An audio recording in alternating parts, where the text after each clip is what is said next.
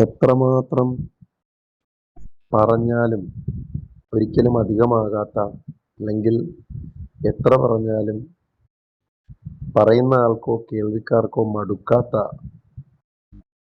ഒരു ടോപ്പിക്കാണ് ഗുരു വൈക്കം മുഹമ്മദ് ബഷീർ. വിശ്വസാഹിത്യത്തിൽ ഇതുപോലെ കൊണ്ടാടിയ ഒരു സാഹിത്യകാരൻ മറ്റൊരാളുണ്ടോ എന്നുള്ളത് അത്ഭുതമാണ്. കാരണം ബഷീറും മരിച്ചിട്ട് 32 വർഷം കഴിഞ്ഞു. ഈ 32ാമത്തെ വാർഷികം പോലും ആഘോഷിക്കപ്പെടുമ്പോൾ ബഷീറും മരിച്ചതിന് ശേഷം ജനിച്ച കുട്ടികളുടെ മക്കളാണ് ബഷീറായിട്ട് വേഷമിടുന്നത്. അപ്പോ കൊളുത്തി നിങ്ങൾ തലമുറ തോറും കെടാത്ത കൈത്തിരി നാളങ്ങൾ എന്ന് കവി പാടിയതുപോലെ ബഷീർ എന്ന ആ ഒരു കൈത്തിരി നാളം തലമുറകളിലേക്ക് കൈമാറ്റം ചെയ്യപ്പെടുകയാണ്. വാസ്തവത്തിൽ ലോക ചരിത്രത്തിൽ അനവധിയാകുന്ന സാഹിത്യകാരന്മാരും ചരിത്രകാരന്മാരും ചിന്തകന്മാരും കവികളുമൊക്കെ കടന്നുപോയിട്ടുണ്ടെങ്കിലും ഓരോ അനുസ്മരണ ദിവസത്തിലും അവരുടെ വേഷം കെട്ടിയും അവരെ ഓർത്തും അവരുടെ കഥാപാത്രങ്ങളായി പകർന്നാട്ടം നടത്തിയും ചെറിയ പിഞ്ചു കുട്ടികൾ മുതൽ മുതിർന്ന വളരെ പ്രായമായവർ വരെ ഒരുപോലെ ഒരു വ്യക്തിത്വത്തിലേക്ക് കോൺസെൻട്രേറ്റ് ചെയ്യുന്നെങ്കിൽ അത് വൈക്കം മുഹമ്മദ് ബഷീറിന് മാത്രം അവകാശപ്പെട്ട പ്രത്യേകതയാണ്. അത് കേവലം ബഷീറിലുള്ള ഒരു സാഹിത്യകാരന് മാത്രം കിട്ടുന്ന ഒരു അംഗീകാരമല്ല, ബഷീർ എന്ന എഴുത്തുകാരന് മാത്രം കിട്ടുന്ന ഒരു ആക്സെപ്റ്റൻസ് അല്ല, മറിച്ച് ബഷീർ എന്ന ജ്ഞാനമാർഗം പുൽകിയ മഹായോഗി, മഹാസിദ്ധൻ, മഹാസൂഫി അവർക്ക് ഈ ലോകം കൊടുക്കുന്ന ഒരു വലിയ ആദരവാണ്. ചരിത്രത്തിലെ ഇന്നലകളിൽ സൂഫികളിൽ ഒരുപാട് എഴുത്തുകാരുണ്ട്, ചിന്തകന്മാരുണ്ട്, ചരിത്രകാരന്മാരുണ്ട്, സാഹിത്യകാരന്മാരുണ്ട്. അതൊക്കെ സൂഫി ചരിത്രത്തിൽ നമുക്ക് കാണാൻ സാധിക്കും. പക്ഷേ മലയാള സാഹിത്യത്തിലെ ഈ മിസ്റ്റിസിസം തുറന്നെഴുതിയ 3 പേരിൽ ഒന്ന് ബഷീറാണ്, ഒന്ന് ഒ വി വിജയനാണ്, ഒന്ന് നമ്മുടെ മാധവിക്കുട്ടിയാണ്. ഒ വി വിജയന് പിന്നെ നേരിട്ട് സൂഫിസവുമായിട്ട് ബന്ധം പോത്തങ്കോട് ശാന്തിഗിരി ആശ്രമത്തിലെ കരുണാകര ഗുരുവിൻ്റെ ആത്മീയ ശിഷ്യനാണ് ഒ വി വിജയനും അദ്ദേഹത്തിൻ്റെ പെങ്ങൾ ഒ വി ഉഷയുമൊക്കെ. കരുണാകര ഗുരുവിൻ്റെ ഗുരു ഖുറൈഷ്യ ഫക്കീർ തക്കല പീർ മുഹമ്മദ് അപ്പാർ റളിയല്ലാഹു അൻഹു ജ്ഞാനപ്പുകഴ്ചിമാല എന്ന ലോകപ്രശസ്തമായ കാവ്യം എഴുതിയ ഖുറൈഷ്യ ഫക്കീർ തക്കല പീർ മുഹമ്മദ് വലിയുള്ളാന്റെ മുരീദാണ് കരുണാകര ഗുരു. കരുണാകര ഗുരുവിൻ്റെ മുരീദാണ് ആര്? ഒ വി വിജയൻ. അല്ല, ഈ കണക്ഷൻ ഇല്ലാതെ ആർക്കും അങ്ങനെ പച്ചക്ക് എഴുതാൻ സാധിക്കില്ലല്ലോ. അപ്പം കമലാസുരയും അങ്ങനെ ആയിരുന്നു. അപ്പൊ അത്തരത്തില് അതിനൊക്കെ മുമ്പേ അഖണ്ഡ ഭാരതം കാശ്മീർ മുതൽ കന്യാകുമാരി വരെ, കറാച്ചി മുതൽ കൽക്കട്ട വരെ നീണ്ടു കിടക്കുന്ന ആ ഇന്ത്യ ഒട്ടാകെ 10 സ്ഥലത്തോളം ചുറ്റി നടന്ന് സൂഫിയായും രാമചന്ദ്ര സ്വാമിയായിട്ട് സന്യാസിയായിട്ട് ഹരിദ്വാറിലും ഋഷികേശിലും ഹിമാലയത്തിൽ പോയി തപസ് ചെയ്യുകയും ചെയ്ത ബഷീർ ബാബ ആയിട്ട് അജ്മീറിലും, അത് ഭയങ്കരാണ്. ഹിപ്പി ഫക്കീറിന്റെ മലമുടക്കുകളിലും ഒക്കെ കയറി നടന്ന്, അതുപോലെ ലാൽ ഷെഹബാസ് കലന്തർ പാകിസ്ഥാനില് കാലങ്ങളോളം ആ ദർഗയിലൊക്കെ ഇരുന്ന ബഷീർ അത്തരത്തിൽ പിന്നീട് വരുന്നത് 12ഓളം തരീക്കത്തുകളുടെ ഷെയ്ഖായിട്ടാണ്. കേരളത്തിലെ ഏറ്റവും രാഷ്ട്രീയ സാമുദായിക സാമൂഹ്യ രംഗത്ത് നിറഞ്ഞു നിന്ന ഒരു വലിയ തങ്ങള്, ഒരു വലിയ തറവാട്ടിലെ കാരണവരായിരുന്ന തങ്ങൾക്ക് അഹമ്മദുൽ ബദവിയുടെ ബദവിയ തരീക്കത്ത് കൊടുക്കുന്നത് ഗുരു വൈക്കം മുഹമ്മദ് ബഷീറാണ്. ഖുതുബുൽ മടവൂർ സി എം വലിയുള്ളാഹിയുടെ നേരെ മുരീദായിരുന്ന, ഇപ്പോഴും ജീവിച്ചിരിക്കുന്ന ഒരു വ്യക്തി നമ്മോട് നേരിട്ട് പറഞ്ഞ ഒരു അനുഭവം, അദ്ദേഹം ആ, മറ്റൊരു ബന്ധത്തിലൂടെ മടവൂരിന്റെ തർബീയത്ത് കൊണ്ട് മറ്റൊരു ബന്ധത്തിലൂടെ ഇദ്ദേഹത്തിന് ബഷീറിനെ ഒന്ന് കാണണം എന്ന കലശലായ ആഗ്രഹം. ഇദ്ദേഹം സ്വന്തം നിലയ്ക്ക് ആരോടും പറയാതെ ബഷീറിനെ ഇങ്ങനെ ഒന്ന് പരതി, കാണാൻ സാധിച്ചിട്ടില്ല. അങ്ങനെ ഈ മനുഷ്യൻ ഒരു ദിവസം ഒരു ഹോട്ടലിലേക്ക് കയറുമ്പോൾ ഹോട്ടലിൽ നിന്ന് പുറത്തേക്ക് വരുന്ന ഒരാൾ പെട്ടെന്ന് ഇയാളെ തടഞ്ഞു നിർത്തിയിട്ട് പറഞ്ഞു, നിങ്ങൾ അന്വേഷിച്ചുകൊണ്ടിരിക്കുന്ന വൈക്കം മുഹമ്മദ് ബഷീർ ഞാനാണ്, എന്താണ് ആവശ്യം പറയൂ എന്ന്. അയാള് ബഷീറിനെ കാണണമെന്നോ അല്ലെങ്കിൽ ഇതിനു മുമ്പ് കണ്ടിട്ടില്ല. ഇയാള് ബഷീറിനെ അന്വേഷിച്ചതായിട്ട് ആർക്കും അറിയില്ല. അദ്ദേഹം ബഷീറിനെ സ്വന്തം നിലയ്ക്കൊന്ന് പരതി. പക്ഷേ സാക്ഷാൽ ബഷീർ നേരിട്ട് വന്നിട്ട് ഇയാളോട് പറയാണ്, നിങ്ങൾ അന്വേഷിച്ചുകൊണ്ടിരിക്കുന്ന ബഷീർ ഞാനാണ്, കാര്യം പറയൂ, എന്താണ് വേണ്ടതെന്ന്. അപ്പൊ ഈ മനുഷ്യൻ ഇപ്പോഴും ജീവിച്ചിരിപ്പുണ്ട് കോഴിക്കോട്. നമ്മോട് നേരിട്ട് പറഞ്ഞ അനുഭവമാണിത്. അപ്പൊ അത്തരത്തില് നമ്മൾ മനസ്സിലാക്കാത്തൊരു ബഷീറുണ്ട്. മഹാനായ ഫരീദുദ്ദീൻ അത്താർ എന്ന മഹാസൂഫിയെ എന്ന് പറഞ്ഞാല് ജലാലുദ്ദീൻ റൂമിയുടെ മശായിഖന്മാരിൽപ്പെട്ട ആളാണ് ഫരീദുദ്ദീൻ അത്താർ. ആ അത്താറിന് കൊന്നതാണ്, പൗരോഹിത്യം കൊന്നതാണ്. അദ്ദേഹത്തിനെ കുറിച്ച് ലേഖനം, വലിയൊരു ലേഖനം, അത്താറിയൻ സൂഫിസത്തിന്റെ അത്തർ മണക്കുന്ന ആത്മീയതയെക്കുറിച്ച് ലേഖനം എഴുതിയ ആളാണ് ബഷീർ. മൻസൂർ ഹല്ലാജിനെ കൊന്നുകളഞ്ഞ പൗരോഹിത്യത്തിനെതിരെ അനൽ ഹക്ക് എന്ന പേരിൽ ഒരു കഥ എഴുതിയിട്ടുണ്ട് ബഷീർ. ആ അനൽ ഹക്കില് ബഷീർ പറയുന്നുണ്ട്, മൻസൂറിനെ അവര് 1000 അടിയടിച്ചു, ഗളച്ഛേദം ചെയ്തു, തലയും കൈയും കാലും ഒക്കെ അറുത്ത് കളഞ്ഞു. എന്നിട്ടത് കത്തിച്ച് യുഫ്രട്ടീസ് നദിയിലൊഴുക്കി. ആ യുഫ്രട്ടീസ് നദി പതഞ്ഞു, അത് നുരഞ്ഞു. അതിന്റെ ഓളങ്ങൾ പറഞ്ഞുകൊണ്ടേയിരുന്നു അനൽ ഹക്ക്, അനൽ ഹക്ക്, അനൽ ഹക്ക്. യൂഫ്രട്ടീസിന് തഴുകുന്ന കാറ്റും പറയുന്നു അനൽ ഹക്ക് എന്ന് ബഷീർ വളരെ ആവേശത്തോടു കൂടി അതിനെ പറയുന്നുണ്ട്. ആ അനൽ ഹക്കിനെയാണ് അഹം ബ്രഹ്മാസ്മി എന്ന ബ്രഹ്മജ്ഞാനത്തിന്റെ പൊരുളിലേക്ക് ലയിപ്പിച്ച് പറയുന്ന മഹാസൂഫി. ബഷീർ ചിസ്തിയും ബദവിയും കാതിരിയും സുഹറവർദിയും നക്ഷബന്ദിയും ഒക്കെയാണ്. അറിഞ്ഞവർക്ക് മാത്രമേ അതറിയൂ. പ്രഗത്ഭരായ ഒരുപാട് മുരീദന്മാർ ബഷീറിനുണ്ടായിരുന്നു, വളരെ രഹസ്യമായിട്ട്. ഗുരു നിത്യചൈതന്യ എതി പറയുന്നുണ്ട്, എനിക്ക് ദീക്ഷ തന്നതിൽ പ്രധാനി ഗുരു ബഷീറാണ് എന്ന്. ഒരു ഘട്ടത്തിൽ ബഷീർ പറയുന്നുണ്ട്, ഞാനും നീയും എന്ന യാഥാർത്ഥ്യത്തിൽ നീ മാത്രം അവശേഷിക്കാൻ പോകുന്നു, ഞാൻ നിന്നിൽ ലയിക്കാൻ പോകുന്നു എന്നുള്ള പാരമാർത്ഥിക ചൈതന്യത്തിൽ ലയിച്ച ഒരു വർത്തമാനം ബഷീർ. അങ്ങനെ ബഷീറിന് ഒരുപാട് വാക്കുകൾ നമുക്ക് കാണാൻ സാധിക്കും. വെളിച്ചത്തിന് എന്ത് വെളിച്ചം, നൂറുന്നല നൂറ് കണ്ട് അതിൽ ആനന്ദിച്ച സമയത്ത് ബഷീർ എഴുതുകയാണ്, വെളിച്ചത്തിനെന്ത് വെളിച്ചം. അത്തരത്തിൽ ഒന്നും ചേർന്നാൽ ഇമ്മണി വലിയ ഒന്ന് അല്ലേ. ഒന്നായ നിന്നെ ഇഹ രണ്ടെന്ന് കണ്ടളവിൽ ഉണ്ടായൊരിണ്ടൽ എന്ന് നാരായണഗുരു പാടുമ്പോൾ, ഒന്നായ 4 നില ഒന്നെന്നുറപ്പതിലെ ഒന്നല്ല രണ്ടല്ലടിയെന്ന് ഇച്ചമസ്ഥാൻ തിരിച്ചു പാടിയതുപോലെ ബഷീർ പറയാണ്, ഒന്നും ചേർന്നാൽ രണ്ടല്ല, ഇമ്മണി വലിയൊരു ഒന്നുണ്ടാവും. ആ ഒന്നാണ് ഹക്കായ ഒന്ന്. അതിലേക്ക് വിരൽ ചൂണ്ടുന്ന വർത്തമാനമാണത്. വിഡ്ഢികളായ മനുഷ്യർക്ക് അത് മനസ്സിലായില്ല എന്നുള്ളതാണ് വാസ്തവം. ബഷീറിനെ പലരും അവിശ്വാസിയോ അല്ലെങ്കിൽ പുറത്താക്കപ്പെട്ട ആളെന്നോ ഒക്കെ വിമർശിക്കുന്നവരുണ്ടാകാം. ബഷീർ പൗരോഹിത്യത്തിന്റെ കൊള്ളരുതായ്മകളെ നല്ലോണം വിമർശിച്ചിട്ടുണ്ട്, പറ്റാവുമ്പോഴൊക്കെ പരിഹസിച്ചിട്ടുണ്ട് തുറന്നു തന്നെ. അപ്പോ കുറച്ച് പുരോഹിതന്മാർ ഒരിക്കൽ ബഷീറിനോട് ചോദിക്കുന്നുണ്ട്, അല്ല നിങ്ങളെന്താ നിസ്കരിക്കാത്ത?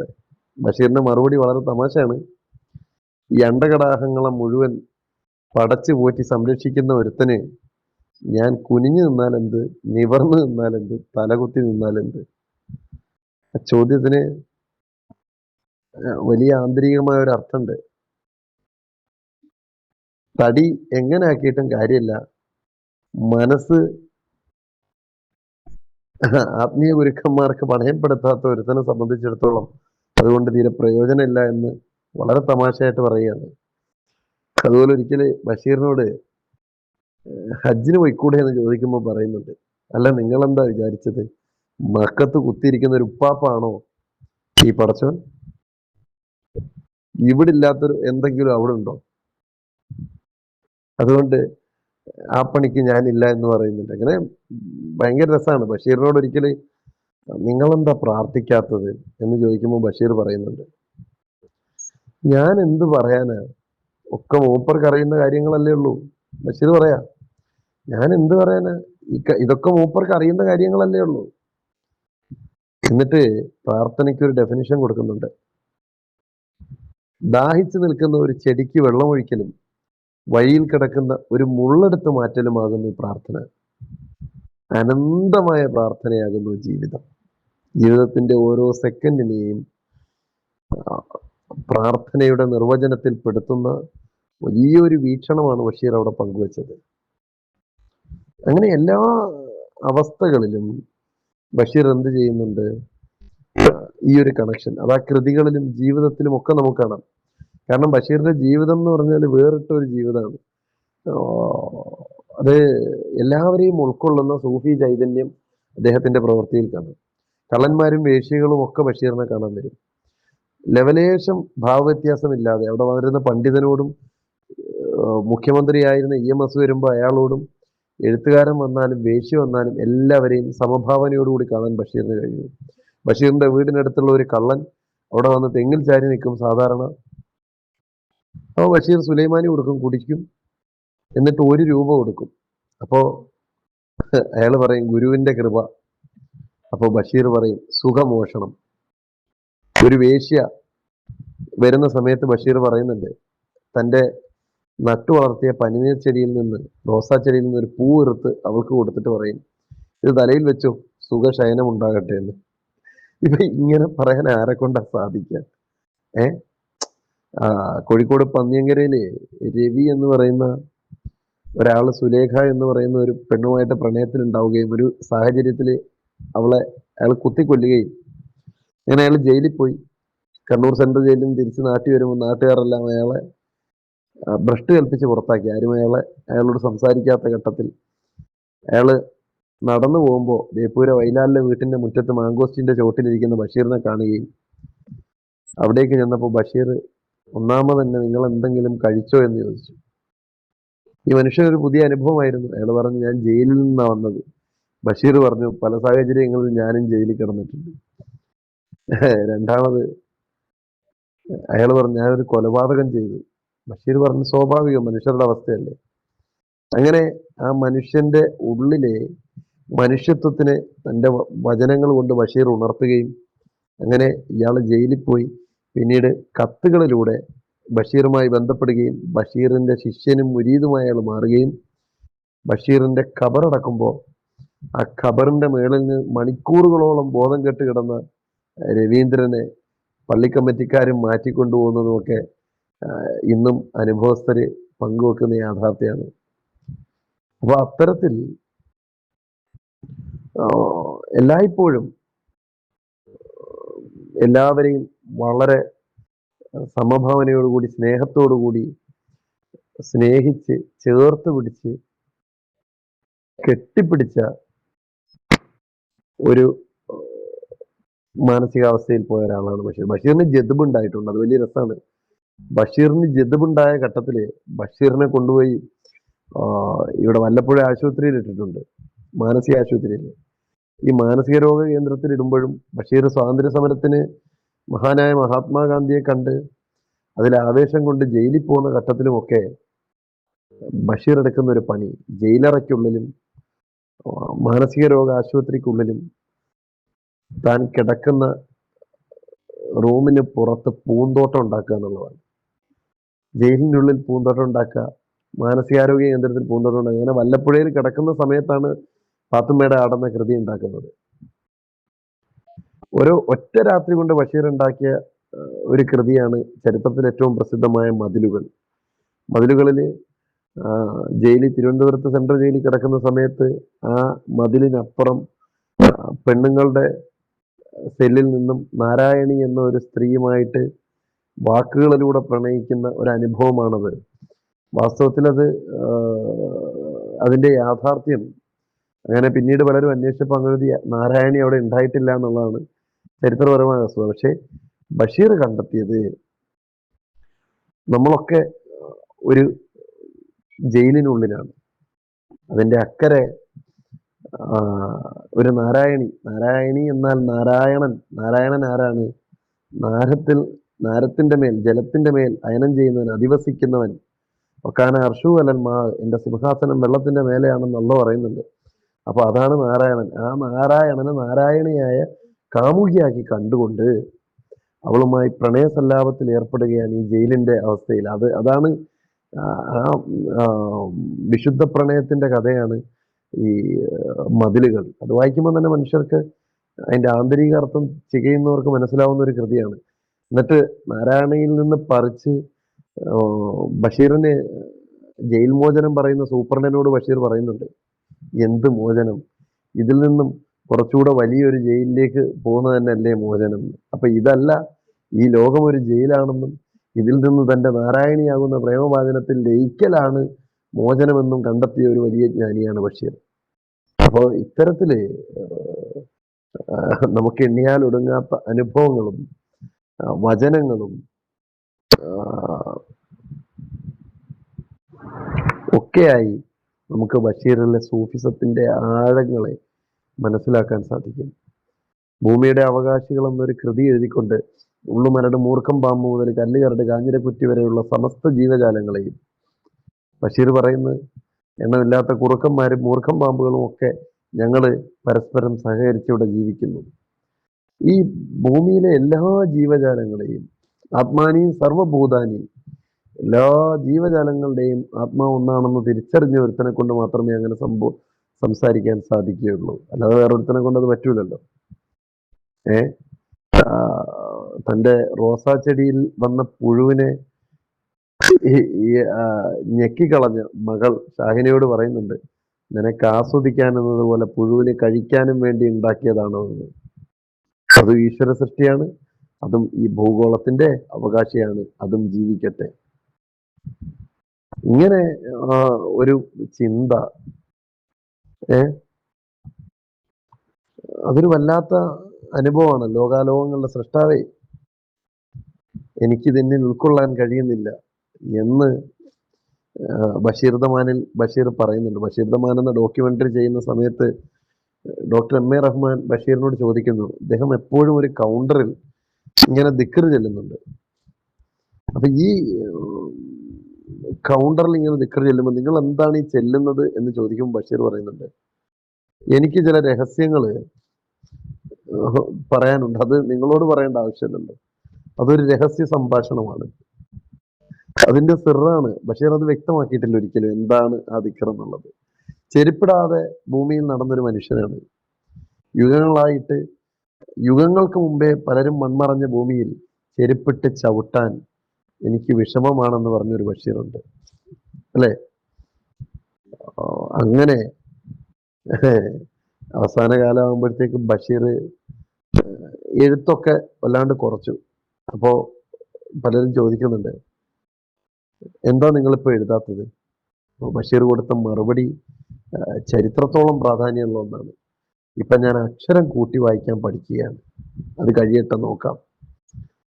അപ്പോ എന്തക്ഷരം എന്ന് ചോദിക്കുമ്പോഴാണ് മേഘങ്ങൾ ആകാശത്തും മീനുകൾ വെള്ളത്തിലും കാറ്റ് മരങ്ങളിലും എഴുതുന്ന അക്ഷരങ്ങൾ കൂട്ടി വായിക്കാൻ പഠിക്കുകയാണ് ഞാനിപ്പോഴെന്ന് പറയുന്നിടത്താണ് ഈ വാക്കുകളുടെ ഔന്നിത്യം എത്രമാത്രം വലുതാണെന്ന് നമ്മൾ മനസ്സിലാക്കേണ്ടത്. ബഷീർ എല്ലാ മതക്കാരെയും എല്ലാ ആത്മീയ നേതാക്കളെയും എന്ന് പറഞ്ഞാൽ ഈ പൗരോഹിത്യത്തിനെയും വല്ലാതെ എതിർത്തിട്ടുണ്ട്. തൻ്റെ കൃതിയിലെ പൊൻകുരിശു തോമ എന്ന ഒരു കഥാപാത്രം പറയുന്നുണ്ട്, അല്ല, കർത്താവിനെ ക്രൂശിച്ചത് മരക്കുരിശിലല്ലേ, പിന്നെ പള്ളിക്ക് എന്തിനാണ് പുരോഹിതന്മാരെ അച്ചോ പൊൻകുരിശെന്ന്? കർത്താവിനെ ക്രൂശിച്ചത് മരക്കുരിശിലല്ലേ, പിന്നെ നിങ്ങൾക്ക് എന്തിനാ പൊൻകുരിശെന്ന്? ഓരോ പുരോഹിതന്മാരോടും ഇന്നുണ്ടായിരുന്നെങ്കിൽ പറഞ്ഞേനെ, പ്രവാചകൻ കിടന്നത് തടുക്കിലല്ലേ, പിന്നെ നിങ്ങൾക്ക് എന്തിനാ പട്ടുമെത്ത എന്ന് ചോദിക്കുന്നതിന്റെ മറ്റൊരു ചോദ്യമാണ് ഇതൊക്കെ. ഇന്നലക്ക് അതുപോലെ ഒരു ഭഗവത്ഗീതയും കുറെ മുലകളും മന്നത്ത് പത്മനാഭനെയും ആർ ശങ്കറിനെയും വിമർശിച്ചുകൊണ്ട് മന്ന ആൻഡ് ശങ്ക എന്നൊക്കെ തുടങ്ങി വിമർശനത്തിലൂടെ സാമൂഹ്യ വിമർശനം എന്ന ഒരു വലിയ പ്രയോഗം അതും താൻ ചെയ്തിട്ടുണ്ട്. അത്തരത്തില് മരിച്ചവരോട് സംസാരിക്കുന്ന ബഷീർ, അദൃശ്യ ജീവികളോട് സംസാരിക്കുന്ന ബഷീർ, അതൊക്കെ തൻ്റെ എഴുത്തുകളിൽ കൊണ്ടുവരുന്ന, തൻ്റെ ഒറ്റയ്ക്ക് താമസിക്കുന്ന സ്ഥലത്ത് നീലവെളിച്ചം, അവിടെ വന്ന ഒരു യക്ഷിയുമായി പ്രണയത്തിലാവുന്ന ബഷീർ, അവളുമായി സംവദിക്കുന്ന ബഷീർ, ഇത്തരത്തിൽ എണ്ണിയാലൊടുങ്ങുന്ന വിശേഷണങ്ങൾക്ക് അധിപതിയായിരുന്ന ഒരു മഹാജ്ഞാനസാഗരത്തിന്റെ ഉടമയാണ് ഗുരു വൈക്കം മുഹമ്മദ് ബഷീർ റളിയല്ലാഹു അൻഹു. കാലങ്ങളോളം കാനഹാകളിലും സാവികളിലും തക്കികളിലും ഒക്കെയായി അലഞ്ഞു തിരിഞ്ഞ് സന്യാസിയായും കൈനോട്ടക്കാരനായും മഹാസൂഫിയായും സിദ്ധനായും ഒക്കെ ചുറ്റി നടന്ന് 25 ചുറ്റി നടന്നവർ ഇരിയെന്ന ഏകൽ കേട്ടാറെ ഇരുന്നവർ പിന്നീടാണ് വന്ന് കോഴിക്കോട് ബേപ്പൂർ ഇരിപ്പായത്. ആ ഇരുത്തത്തിൽ അവിടെ വഫാത്താവുകയും ചെയ്തു. അങ്ങനെയായിരുന്നു ബഷീറിന്റെ ഒരു ജീവിതക്രമം. ബഷീറിനെ അളക്കാൻ പറ്റിയ അളവുകോല് ഒരു വിശ്വസാഹിത്യകാരന്റെ കയ്യിലുമില്ല, ഒരു വിശ്വ പണ്ഡിതന്റെ കയ്യിലുമില്ല. അത്തരത്തിൽ അറിഞ്ഞവർക്കൊക്കെ ഒരിക്കലും അളന്നെടുക്കാൻ പറ്റാത്ത അറിവാഴത്തിന്റെ ഉടമയായിരുന്ന, ആത്മജ്ഞാനത്തിന്റെ ബഹിർസ്ഫുരണമായിരുന്ന, ആധ്യാത്മികതയുടെ ജ്ഞാനഗോകുലമായിരുന്ന ഗുരു വൈക്കം മുഹമ്മദ് ബഷീർ, അവരുടെ മദദ്, നുസ്രത്ത്, ഹിമായത്ത്, അവരുടെ നെല്ലർ, അവരുടെ നോട്ടം നമ്മിലൊക്കെ ഉണ്ടാകട്ടെ എന്ന് മാത്രം പറയുന്നു.